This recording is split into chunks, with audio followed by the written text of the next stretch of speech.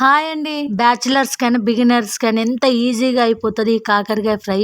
నేను చేసినట్టుగా ఒక్కసారి ట్రై చేసి చూడండి. నేను చాలా సింపుల్ గా చేస్తా కానీ టేస్ట్గా ఉంటుంది. కాకరకాయ ముక్కలు అయితే ఫస్ట్ చిన్న చిన్న ముక్కలు మీకు నచ్చిన సైజులో కట్ చేసుకొని పసుపు ఉప్పు వేసుకొని మంచిగా పిసికి దాంట్లో ఉన్న వాటర్ తీసి నీళ్ళతో శుభ్రంగా కడుక్కోవాలి. కాకరకాయ ముక్కలు మిక్సీ జార్ తీసుకొని కొన్ని ఉల్లిగడ్డ ముక్కలు, వెల్లుల్లిపాయ, టమాటా, పసుపు, ఉప్పు, కారం ఇవి వేసుకొని బరకగా మిక్స్ చేసుకోవాలి. ఇందులో ఒక టిప్ చెప్పనా, మీరు ఎంత చేదు తినగలిగితే ఇవి అంత క్వాంటిటీ తక్కువ చేసుకోవాలి. తినలేనోళ్ళు ఎక్కువ క్వాంటిటీగా మిక్సీ చేసుకుంటే సరిపోతుంది.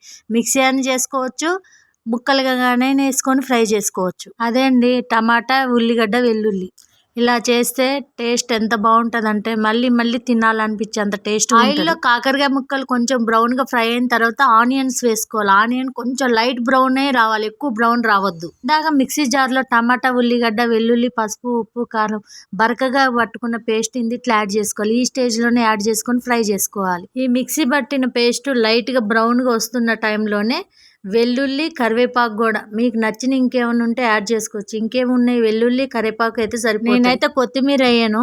కొత్తిమీర ఇష్టం ఉన్న వాళ్ళు కూడా కొత్తిమీర వేసుకోవచ్చు, చాలా బాగానే. ఈ వర్షాకాలం కాకరకాయ వాడితే చాలా మంచిది. నా ఛానల్ని సబ్స్క్రైబ్ చేసుకొని నన్ను సపోర్ట్ చేయటం మర్చిపోవకండి. Please subscribe my channel. నేనైతే రెగ్యులర్గా షాప్కి వెళ్తాను, అప్పుడప్పుడు ఆ షాప్ వీడియోలు కూడా పోస్ట్ చేస్తాను. ఇంట్రెస్ట్ ఉంటే నా ఛానల్ని సపోర్ట్ చేయండి.